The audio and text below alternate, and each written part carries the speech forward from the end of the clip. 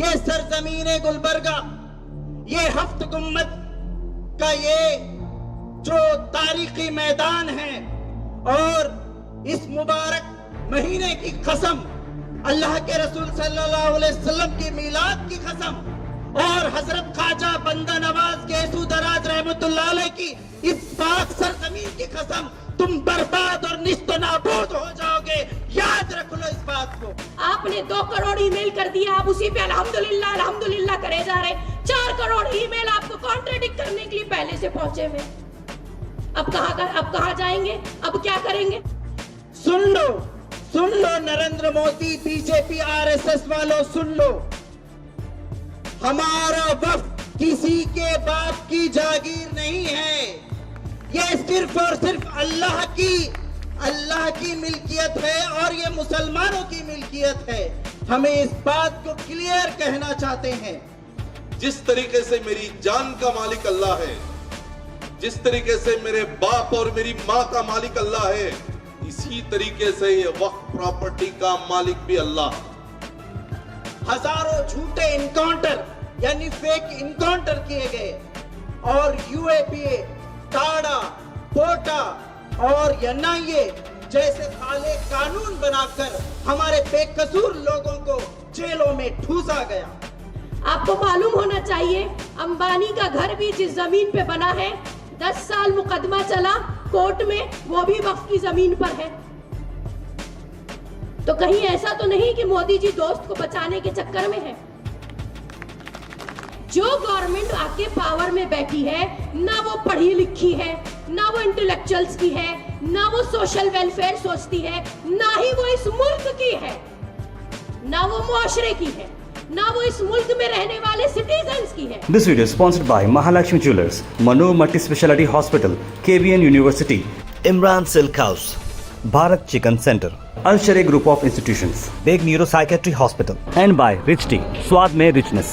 वक्फ amendment bill 2024 में जिस तरीके से ये फस्ताई ताकतें क्या अमेंडमेंट लेकर के आई है, उसके ताल्लुक से आप लोगों को बताया जाएगा। पॉलिटिकल पार्टी हैं तो हमारी जिम्मेदारी है हम अवाम के मसाइल में बात करें। हमने मुंतखब करके भले ही गलती की हो, लेकिन हम नहीं समझते कि वही जिम्मेदार है। हम अपनी जिम्मेदारी, जबकि होना यह चाहिए था कि जो इलेक्टेड रिप्रेजेंटेटिव्स होते हैं वो हमारे हुकूक के लिए हमेशा सड़कों पर या ऐवानों में बिल्कुल बिलमुशाफा बात करते रहे और उन मसाइल पर जो है ना लड़ते झगड़ते रहे। लेकिन ऐसा नहीं होने की बिना पर एसडीपीआई हमेशा से अपना एक अपोजिशन का किरदार निभाता है, और उन किरदार को हमेशा से हमारे ऊपर केस करके, हमें एफआईआर करके, हमें कुछ अलग अलग नित नए तरीकों से डराने की कोशिश की जाती है। मैं उनको मुबारकबाद देता हूं। आप 100 केस कीजिए, 100 केस कीजिए, हमें कोई फर्क पड़ने वाला नहीं है, क्योंकि हमने ये अज़्म करके उठा हुआ है कि यहां की अवाम मसावी हुकूक हासिल करना पसंद करती है। यहां के अवाम को मसावी हुकूक दिलाना ये हमारी आईन जिम्मेदारी है। चाहे हम किसी भी तरह की जद्दोजहद करें, चाहे जमहूरी अंदाज से जद्दोजहद करें सड़कों पे उतर करके, चाहे आज हम जो ने हमारे कैडर्स ने वार्ड हमारे विम के लीडर्स ने वार्ड घूम करके खवातीन से स्कैन करा करके मेल्स को भिजवाना और साथ ही साथ खुतूत को रवाना करना जेपीसी के चेयरमैन को, ये बात का मैसेज है कि हम अपनी जिम्मेदारी बखूबी जानते हैं। मैं अवाम से गुजारिश करता हूं कि ये हालात को बदलने के लिए आपके अंदर पॉलिटिकल मैच्योरिटी होना बहुत जरूरी है। बहुत सारे दानिशमंद हैं जो सफेद कपड़े पहनते हैं और अच्छे अच्छे अल्फाज इस्तेमाल करते हैं, लेकिन उनकी दानिशमंदी कितनी महदूद है, उनका नजरिया कितना छोटा है और उनकी सोच किस तरह गुलामाना है कि वो हमेशा कहते हैं नहीं हिकमत से काम लेंगे। आज के हालात खराब हैं। कब हालात ठीक थे आपके? आफ्टर इंडिपेंडेंस कब हालात आपके ठीक थे? कब हालात ठीक होंगे? कम से कम ये तो बता दीजिए। आपने कहा दिया कि हालात खराब हैं, तो हालात कब ठीक थे वो बता दीजिए, और हालात कब ठीक होने वाले हैं वो बता दीजिए, और उसमें आपका क्या किरदार होगा वो भी बता दीजिए अवाम के सामने। आप दानिशमंदी दिखाते हैं चंद कलिमात कह करके, फैक्ट्स एंड फिगर के नाम पर कुछ कलेक्टेड डाटा लेके आते हैं, वो डाटा के जरिए से लोगों को खौफ और हिरास में डालते हैं, उनके जहनों को कंफ्यूज करते हैं और उनके दिलों में खौफ तारी कराते हैं।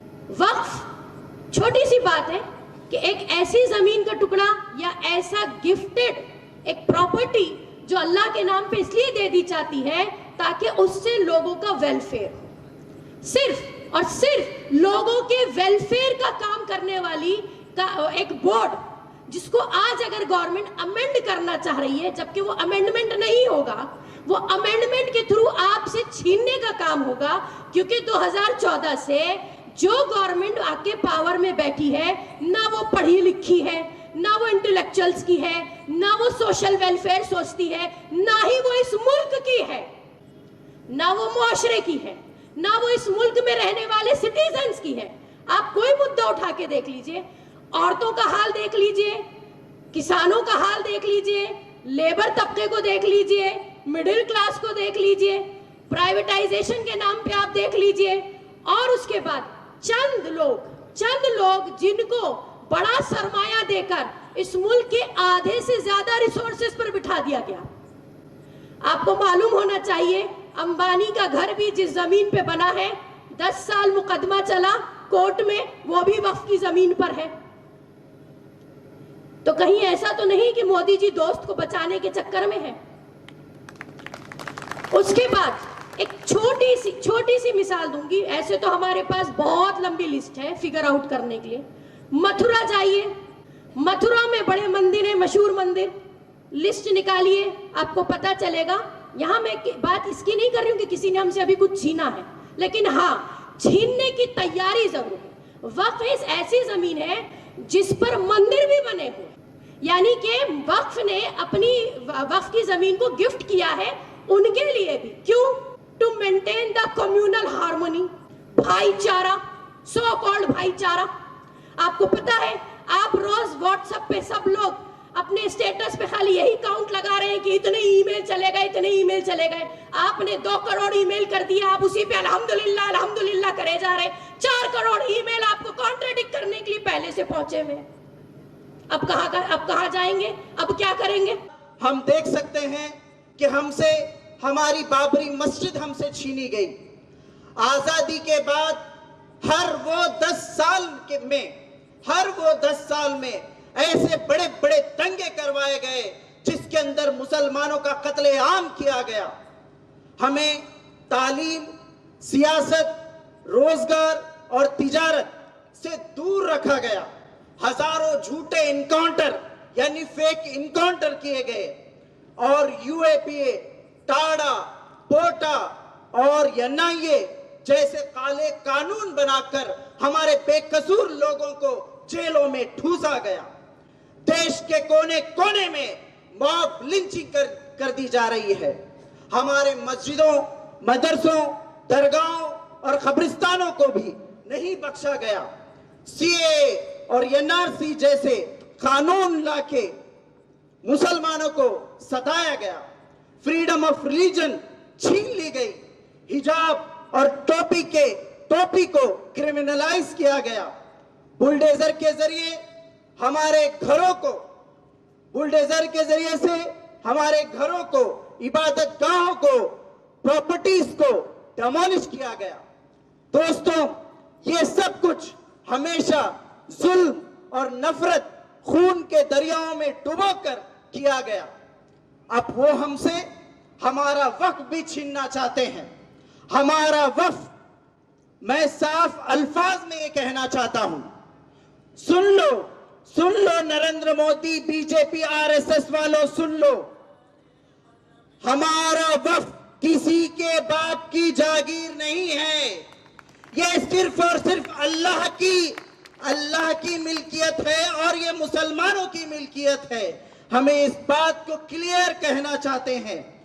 हमारा वक्फ, अगर तुम इस पर हाथ भी डालोगे तो याद रख लो, ये सरजमीन गुलबर्गा, ये हफ्त गुम्मत का ये जो तारीखी मैदान है, और इस मुबारक महीने की कसम, अल्लाह के रसूल सल्लल्लाहु अलैहि वसल्लम की मीलाद की कसम, और हजरत ख्वाजा बंदा नवाज गेसू दराज रहमतुल्लाह अलैह की इस पाक सरजमीन की कसम, तुम बर्बाद और निस्तो नाबूद हो जाओगे।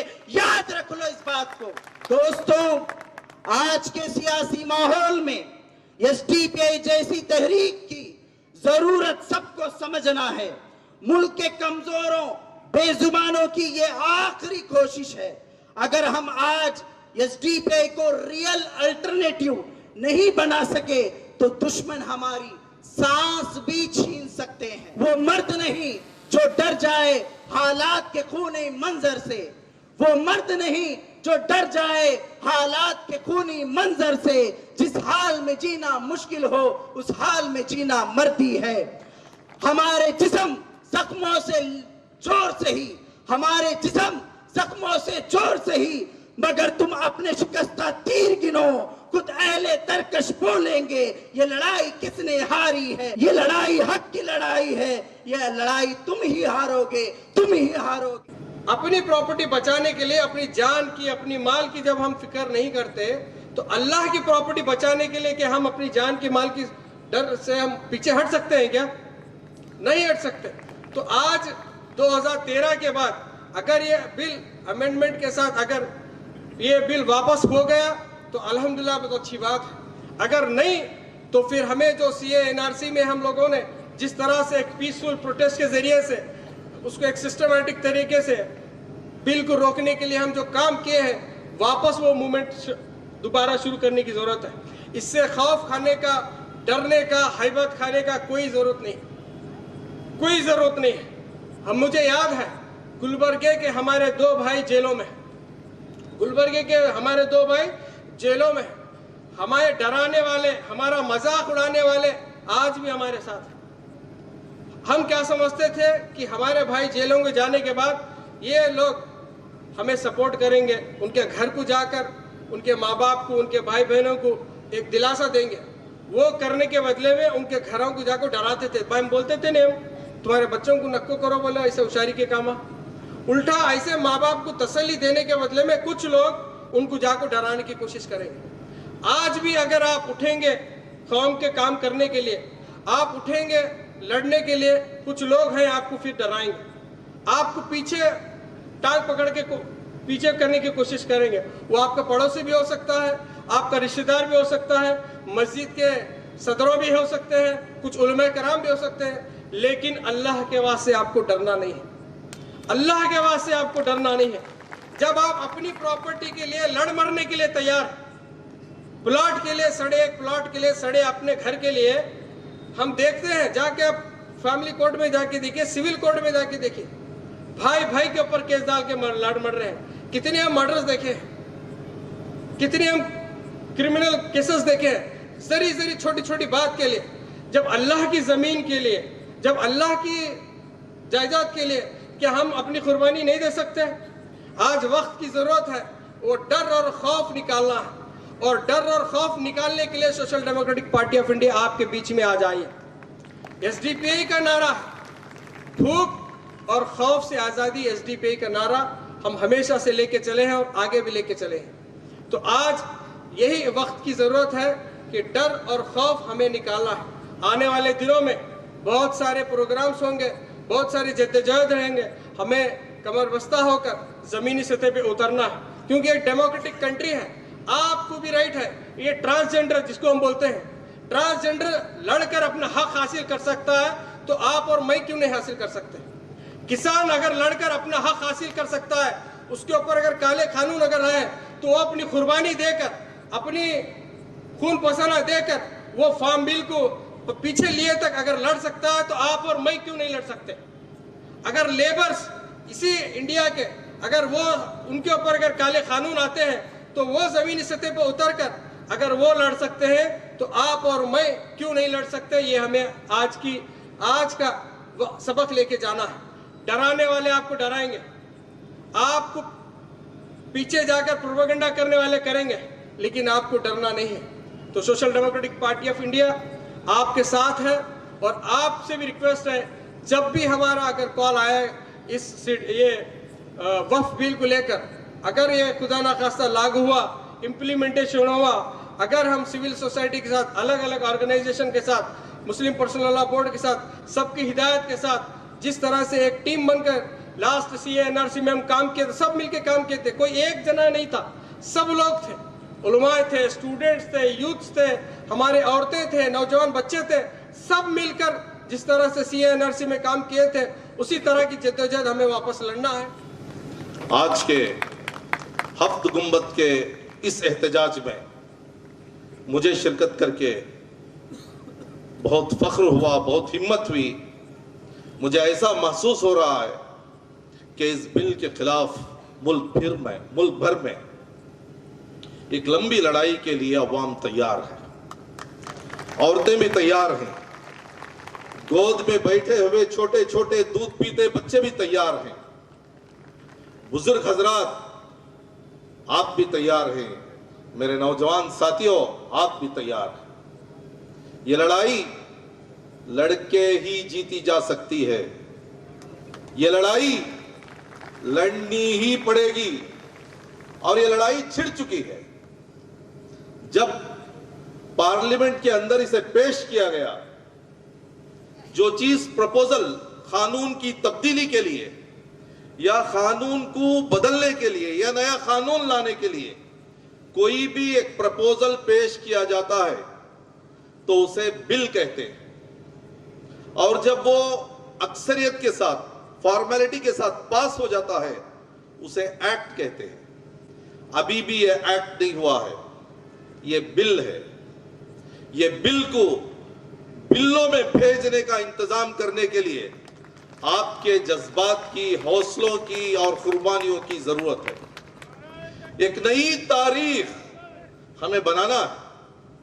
मैं तो यहां पर किसी कौम के, किसी तबके को, किसी पार्टी को मैं तफरीक करना नहीं चाहता। मैं दावत देता हूं, आओ, आप भी आओ, आप भी आओ, आप भी आओ। हो सकता है अब तक बहुत कुछ खो चुके हैं, बहुत कुछ हमारे अंदर तफरीके थे, बहुत दीवारें खड़ी हुई थी, बहुत कंफ्यूजन्स था, बहुत अय्याशी कर ली, बहुत आराम कर लिया। अब लड़ने के दिन है, आओ। अब स्टेज के दिन नहीं है, आइंदा हम स्टेज नहीं डालेंगे, ऐसी कुर्सियां नहीं रहेंगी और ऐसे मैदानों में हम नहीं बैठेंगे।